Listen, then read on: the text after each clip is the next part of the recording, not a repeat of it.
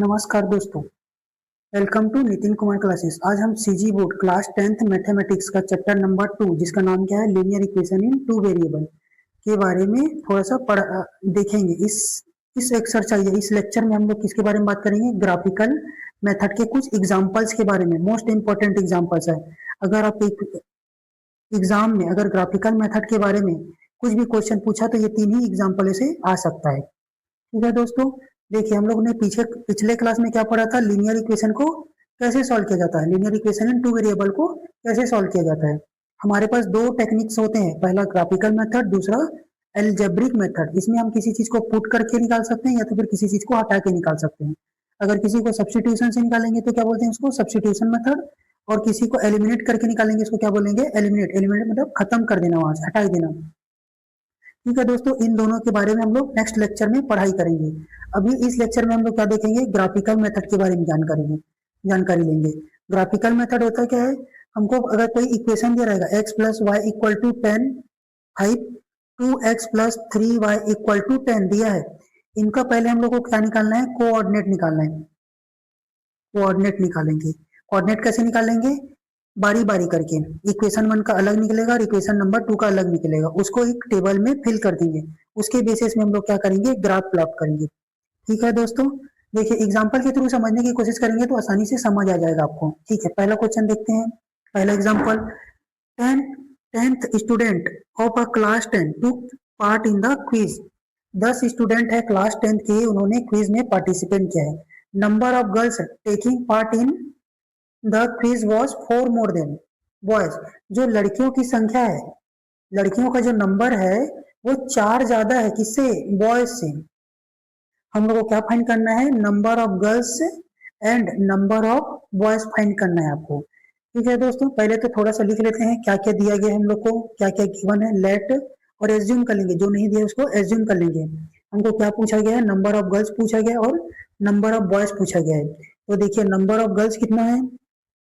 x ले लेते हैं। एंड नंबर ऑफ बॉयज कितना होगा हमारे पास? उसको भी y ले लेते हैं। ठीक है दोस्तों, हम लोग को पहले लाइन में क्या बताया गया है कि एक जो बच्चे पार्टिसिपेट कर रहे हैं क्लास 10 के, वो टोटल कितने हैं? 10 है। तो हम लोग इसको ऐसे लिख सकते हैं, x plus y equal to 10 लिख सकता हूँ। इसी के बेस में मैं पहले एक इसका कोऑर्डिनेट निकाल देता हूँ। तो y इक्वल टू क्या हो सकता है? 10 माइनस 1 लिख सकता हूँ। मैंने क्या किया है? इस x को इस साइड भेज दिया हूँ। ठीक है, तो क्या हो जाएगा? माइनस का x। इसी के बेसिस में मैं एक टेबल प्लॉट कर लेता हूँ इक्वेशन 1 के लिए। यह आपका क्या है? Equation number 1। ठीक है, ज्यादा से ज्यादा आप 3 वैल्यू ही रखिएगा। पहला क्या रख सकते हैं? अगर हम देखते हैं x इक्वल टू, अगर मैं 1 रख रहा हूँ तो मेरा y का वैल्यू कितना है? 10 माइनस एक्स। तो 10 माइनस 1 तो क्या हो जाएगा? 9। ये x है और y है। x मैं अपने से ले रहा हूँ, y इक्वेशन से आ रहा है। कितना आ रहा है? 9। फिर से देखेंगे दोस्तों, x इक्वल टू क्या ले रहा हूँ मैं? 2 लेके देखता हूँ। तो y इक्वल टू 10 माइनस 2 क्या हो जाएगा? 10 माइनस का 2 मतलब कितना हो जाएगा? 8। अगर मैं 2 रखता हूं तो कितना आ रहा है आंसर? 8 आ रहा है। ठीक है दोस्तों, एक और लेके देखते हैं 3। अगर मैं x का वैल्यू 3 रख रहा हूँ तो y इक्वल टू कितना हो जाएगा? 10 माइनस y है मेरा इक्वेशन, तो 10 माइनस 3 तो कितना हो जाएगा आपका? 7। जब x का वैल्यू 3 रख रहे हैं तो y का वैल्यू कितना आ रहा है? 7 आ रहा है।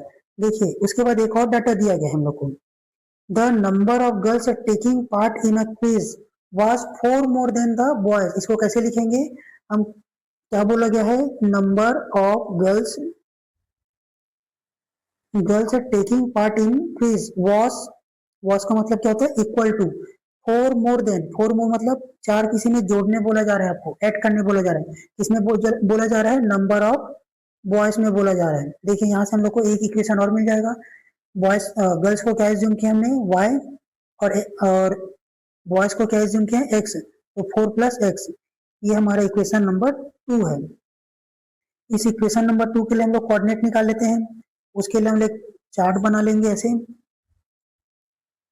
ठीक है दोस्तों, ये हम लोग ये 3, ये x है और ये y है।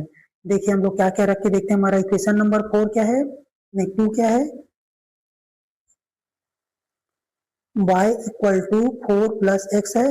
अगर मैं x का वैल्यू 1 रख रहा हूँ तो y इक्वल टू क्या होगा 4 प्लस एक्स इक्वल टू कितना हो जाएगा 4 प्लस 1, तो कितना हो जाएगा 5।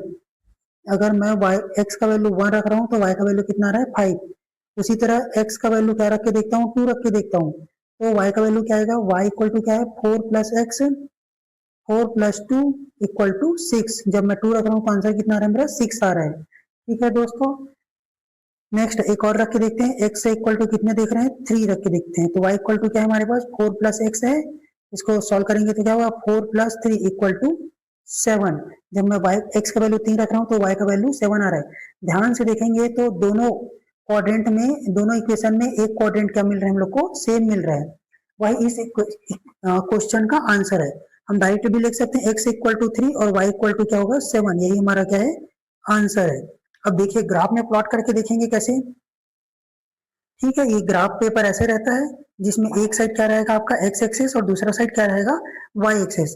देखिए पहला क्वाड्रेंट क्या है, पहला क्वाड्रेंट क्या है एक्स 1 है और दूसरा वाई कितना है 9 है। इसको मैं ग्राफ में प्लॉट करूंगा तो क्या होगा एक्स 1 और वाई कितना है 9, ये 1 और ये वाला 9। ठीक है, इसका नाम क्या रहेगा 1 और 9। दूसरा क्या है हमारे पास 2 और 8, 2 क्या है यहाँ पे एक्स का 2, एक्स का 2। देखिए ये पहला वाला 2 है, एक्स का कितना है 2 और वाई का कितना है 8, ये आपका 2 और 8। ठीक है, तीसरा क्या है तुम्हारा 3 एंड 7, ये वाला 3 है और ये वाला क्या है 7 है। ठीक है दोस्तों, इसको एक स्ट्रेट लाइन से मैच करके देख लीजिएगा। ठीक है, इसका इस इक्वेशन का नाम क्या रहेगा इक्वेशन नंबर 1। ठीक है, इक्वेशन नंबर 1 का क्या नाम है x plus y equal to क्या है हमारे पास 10, वही इक्वेशन नंबर 1 है। दूसरा बना के देखते हैं दूसरे इक्वेशन से।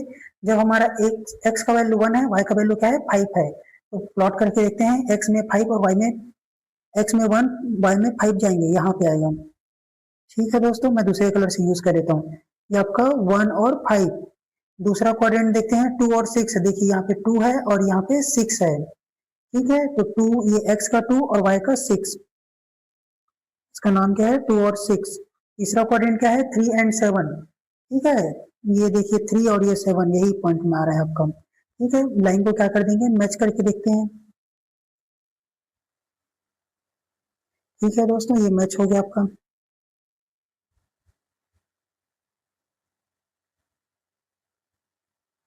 ठीक, ये आ गया आपका मैच हो गया।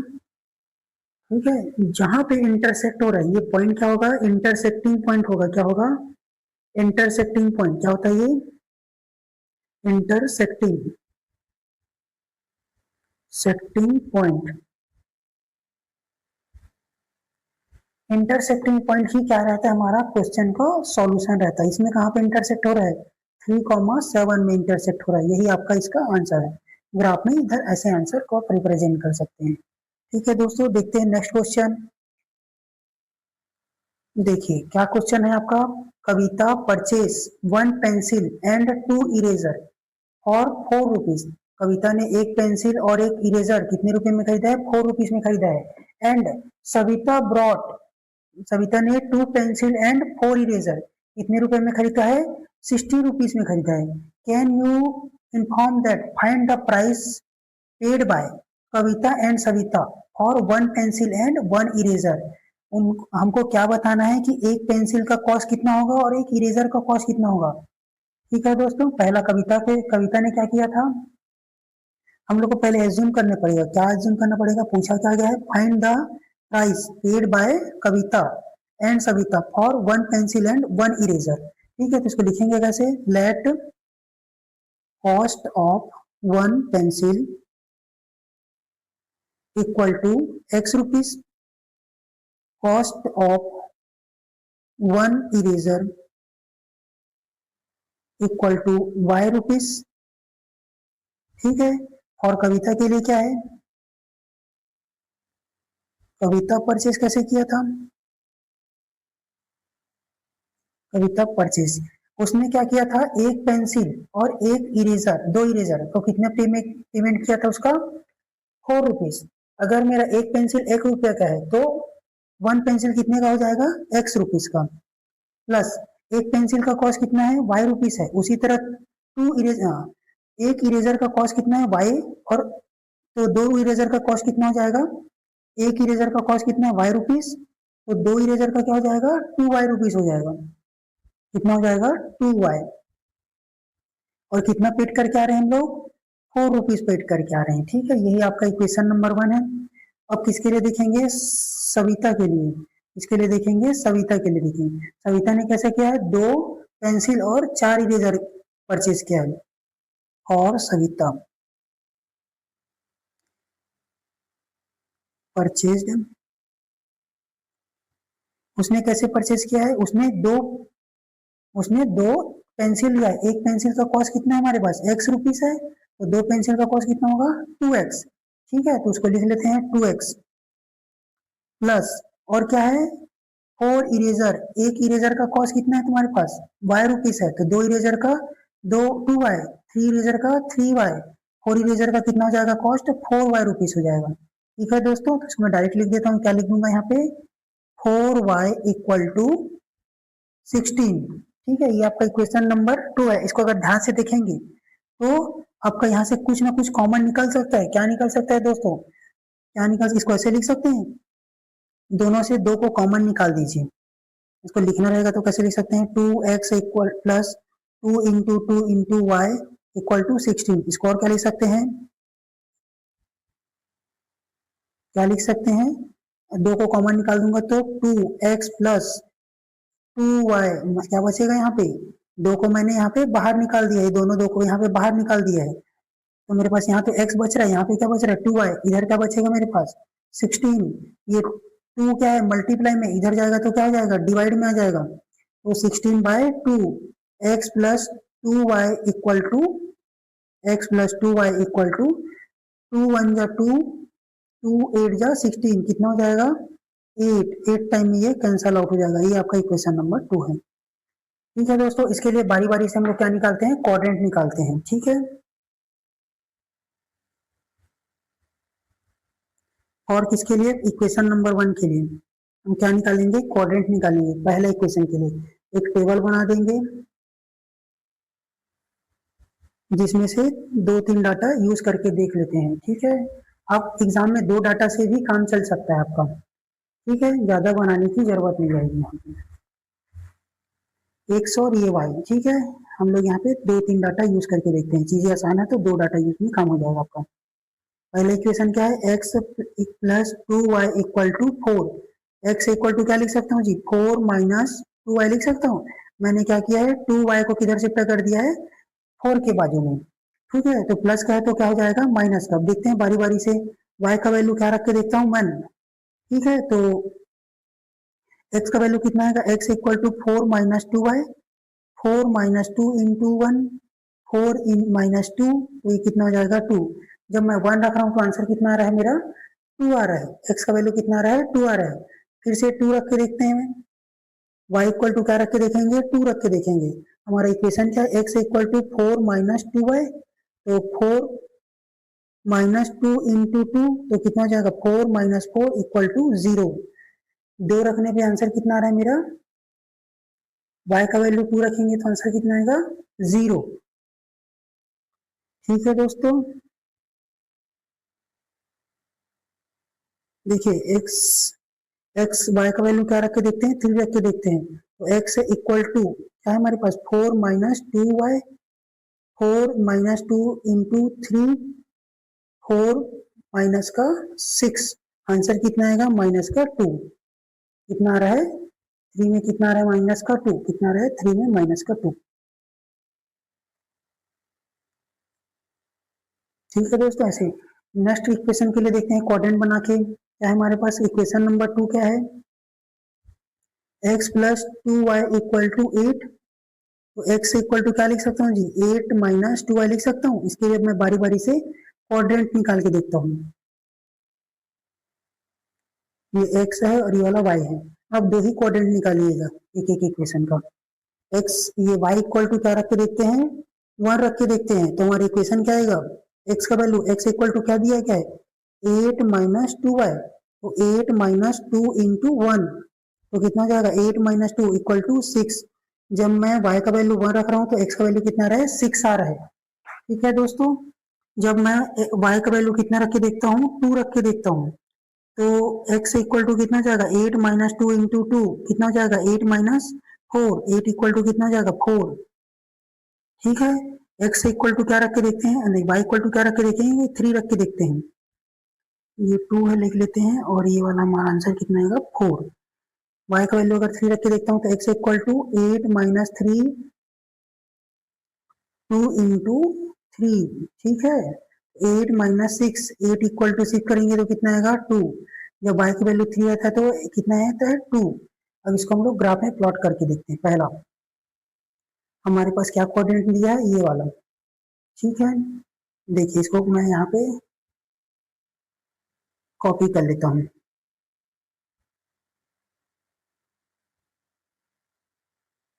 देखिए कॉपी यहाँ पे ला लेता हूँ, बनाने में हम लोग को आसानी जाएगा।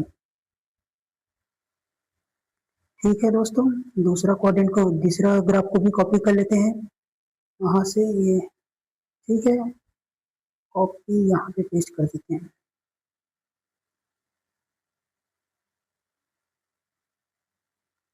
ठीक है, ये आपका इक्वेशन नंबर 1 के लिए है और ये वाला इक्वेशन नंबर 2 के लिए।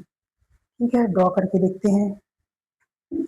देखिए 1 में कितना रहा है x इक्वल टू 2 तो कहाँ पे बनेगा ये 1, y कितना है 1 पे है, x 2 है तो y 1 में है, ये क्या होगा 2 और 1। दूसरा क्या है आपका 0 से 0 में है, y का कितना है 2, ये ऐसा, ये x का 0 और y का 2। ठीक है, ये y एक्सेस है आपका, ये आपका क्या आएगा 0 और 2 देख लेते हैं।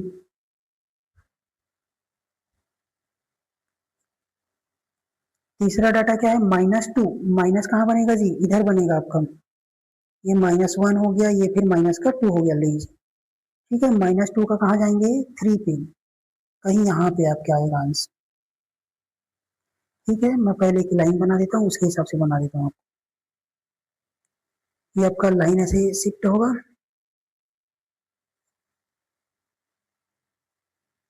ठीक है दोस्तों, ये आपका एक लाइन बन गया। अब चाहे तो 2 डाटा में भी बना सकते हैं, ये आपका इधर अभी माइनस नहीं आ रहा है तो छोड़िए इसको। ठीक है, दूसरे ये क्या है इक्वेशन नंबर 1 के लिए है।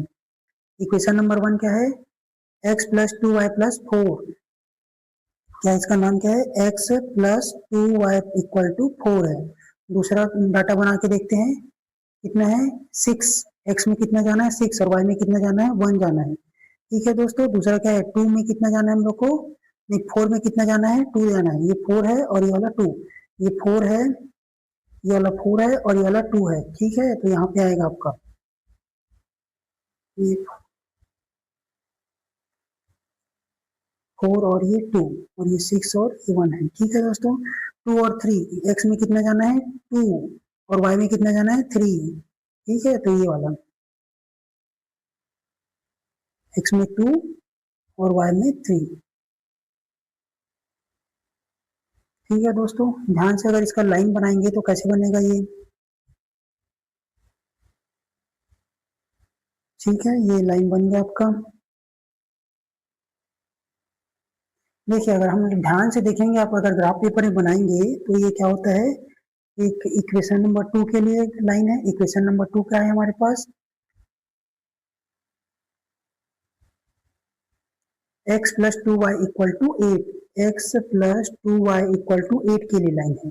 ध्यान से ग्राफ को देखेंगे तो ये दोनों लाइन कैसे दिख रहा है हम लोग को, ये वाला लाइन और ये वाला लाइन कैसे दिख रहा है पैरेलल दिख रहा है।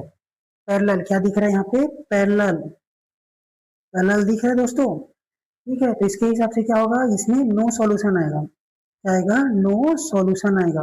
अगर हमारा कभी भी कोई ग्राफ अगर इंटरसेक्ट नहीं करता, एक दूसरे को कट नहीं करेगा, तब तक हमारा एक्स और वाई की वैल्यू नहीं आता। इसमें क्या हो रहा है आपका, ये वाला लाइन और ये वाला लाइन एक दूसरे के कैसे हैं पैरेलल है, इसी कारण इस आंसर क्या आएगा इसका नो सॉल्यूशन, क्या आएगा नो सॉल्यूशन। आंसर कैसे आएगा, सॉल्यूशन कैसे आएगा नो सॉल्यूशन।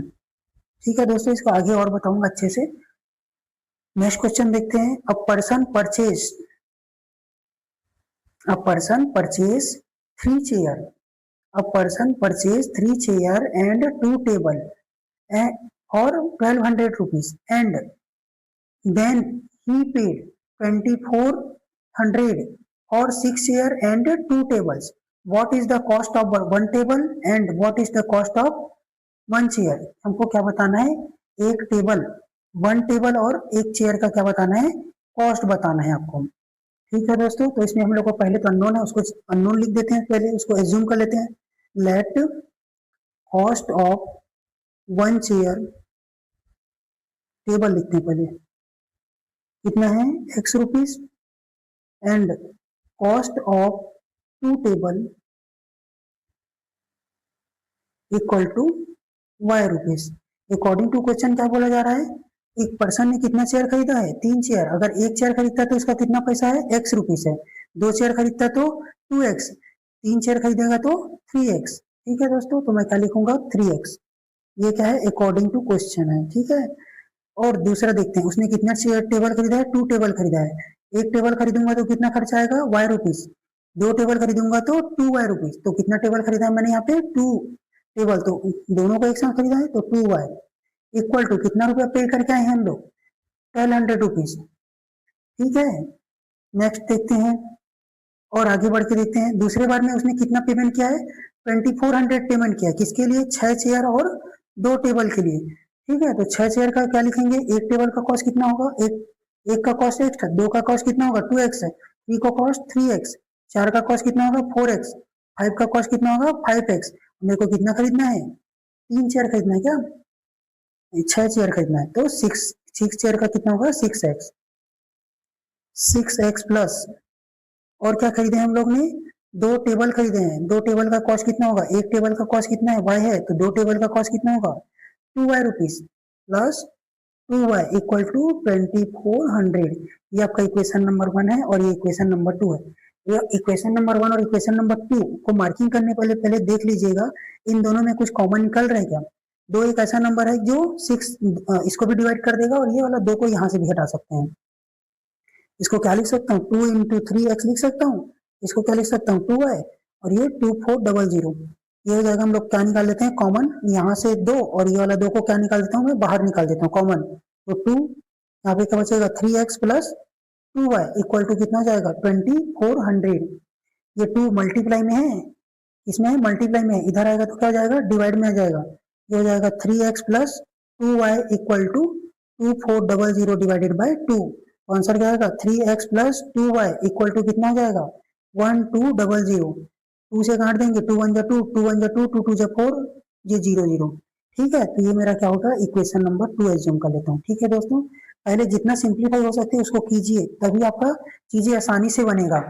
देखिए हम लोग ध्यान से देखेंगे, इक्वेशन नंबर 1 और इक्वेशन नंबर 2 दोनों कैसे दिख रहा है, सेम दिख रहा है। तो हम लोग क्या करते हैं, एक ही बार कोऑर्डिनेट निकालते हैं फ्रॉम 1 एंड 2, क्योंकि दोनों का वैल्यू कैसे है, सेम है। तो इसका ग्राफ में देखते हैं, x प्लस 3, ये x plus 2y equal to 100 कितना है 1200। मैं इसके लिए ग्राफ ऐसे कोऑर्डिनेट बना दूंगा, मैं केवल 2 डाटा ही यूज कर ले रहा हूँ और आप भी 2 डाटा से ही 2 कोऑर्डिनेट ही लिखिएगा। हम लोग इसको मॉडिफाई कर सकते हैं, 3x plus 2y equal to 1200 है, इसको मैं क्या लिख सकता हूँ 3x equal to 1200 minus 2y, 3 equal to क्या लिख सकता हूँ, x इक्वल टू क्या लिख सकता हूँ 1200 माइनस 2y, क्या लिखेंगे 2y अपॉन 3। ये आपका मॉडिफाइड है। क्या किया हुआ ध्यान से देखिएगा, एक बार समझा रहा हूँ फिर से। क्या कर रहा हूँ मैं, 2y को मैं इस साइड शिफ्ट करूंगा तो माइनस का 2y, ये 3 इसके साथ x के साथ क्या है मल्टीप्लाई में है, ये मल्टीप्लाई नीचे होकर क्या आ जाता है डिवाइड में आ जाता है। अगर मैं x का वैल्यू y का वैल्यू क्या रख देता हूँ, कितना रखूं जी, बहुत बड़ा सा डाटा आ रहा है, देखिए ध्यान से क्या रख सकते हैं हम लोग। अगर मैं y का वैल्यू क्या रख दूं 100 रखूं, 100 200 क्या रखना चाहिए। अगर मैं y का वैल्यू 100 रख लूं, क्या कर रहा हूँ 100। अब ग्राफ को बड़ा भी कर सकते हैं, जैसे यहाँ पे 1 2 3 है तो उसको बड़ा करके यहाँ पे 100 भी करवाना सकते हैं, 200 300 400 500 600 700 800 900 ऐसे करके, इधर का भी 100। और यहाँ पे बता दीजिएगा स्केल क्या बताएंगे स्केल में क्या लिखेंगे? 1 बॉक्स रिप्रेजेंट 100,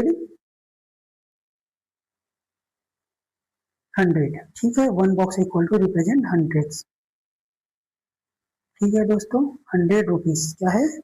100 रुपीज, ठीक है। इसको देखते हैं हम लोग क्या क्या कोऑर्डिनेट ला सकते हैं थोड़ा सा। ये हमारा क्या होगा, अगर y का वैल्यू मैं क्या कर सकता हूँ, 100 रख के देखता हूँ, x इक्वल टू कितना हो जाएगा, 1200 माइनस 2 इंटू 100 डिवाइडेड बाई 3, कितना आएगा आंसर आपका? 1200 माइनस 200 डिवाइडेड बाई 3, तो आपका आंसर कितना आएगा? कितना आएगा? 400 डिवाइडेड 1000 डिवाइडेड बाई 3, ये आपका आंसर आएगा 3.33 के समथिंग कुछ आएगा, ठीक है दोस्तों। दूसरा कोऑर्डिनेट क्या निकाल सकते हैं? 6 रख के देखते हैं, 300 रख के देखते हैं ना, तो या तो फिर इसको अच्छे से रख के देखते हैं, एकदम सिंपल नंबर। अगर मैं यहाँ पे 400 रख के देखता हूँ, 200 रख के देखता हूँ, कितने रख के देखता हूँ? 200 रख के देखता हूँ, तभी मेरा आंसर क्या आएगा? मोस्ट में आएगा। चलिए देखते हैं क्या क्या आ सकता है। पहले तो 100 रखा था तो कितना आया था? 1000 डिवाइडेड बाय 100 डिवाइडेड बाय 3, ये कितना हो जाएगा?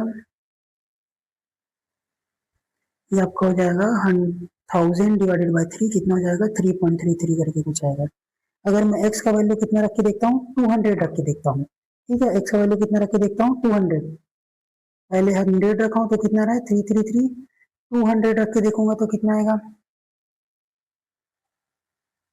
ठीक है दोस्तों, देखते हैं। y नहीं, y का वैल्यू रख रहे हैं ना हम लोग, क्या आएगा? 100 है और यहाँ पे 200, कितना रख रहे हैं हम लोग? 333, और ये कितना है आपका? 200 है, तो y इक्वल टू कितना हो जाएगा? 1200 minus 200 divided 2 into 200 divided by 3, कितना हो जाएगा आपका? ये हो जाएगा 1200 माइनस 400 डिवाइडेड बाय 2 करेंगे तो कितना आएगा आंसर? 800 डिवाइडेड बाय 2, कितना हो जाएगा आपका? डिवाइडेड बाय 3, कितना है आपका? 800 डिवाइडेड बाय 3 करेंगे तो कितना आएगा आंसर? 2, कितना आएगा? 266.66 आएगा, ठीक है दोस्तों, 26 एज्यूम कर लीजिएगा इसको, ठीक है। अब अच्छे से सूटेबल नंबर रख के देखेंगे तो अच्छे से अच्छे आंसर आएगा। पहला क्या है हमारे पास? जब y का वैल्यू कितना है? 333, मतलब x का वैल्यू यहाँ पे कहीं पे आएगा, तब हमारा y का वैल्यू कितना आ रहा है? 100, ये y का वैल्यू यहाँ पे कहीं पे आएगा, ठीक है। ये क्या आएगा यहाँ पे? 333 और ये वाला 100। दूसरा देखते हैं, क्या देखेंगे? 266 और ये क्या है? 200 में 266 ये हो सकता है, और 200 कहाँ पे आएगा? यहाँ पे,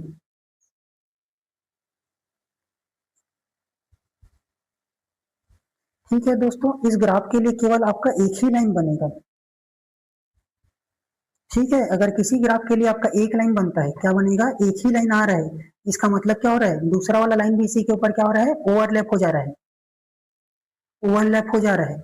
इसको क्या बोलते हैं? कोइंसाइड बोलते हैं। क्या बोलते हैं? कोइंसाइड।